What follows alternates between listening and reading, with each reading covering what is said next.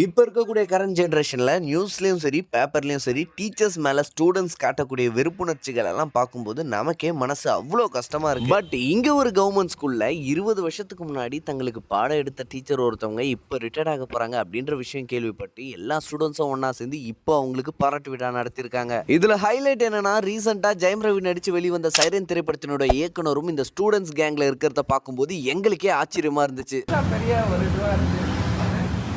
ஏதோ ஒன்று உங்களில் நான் இருந்திருக்கிறேன், இப்போ வரைக்கும் இருக்கிறேன் அப்படிங்கிறது. அதுதான் எவ்வளோவா வேணா போனாங்க இருந்தாங்க.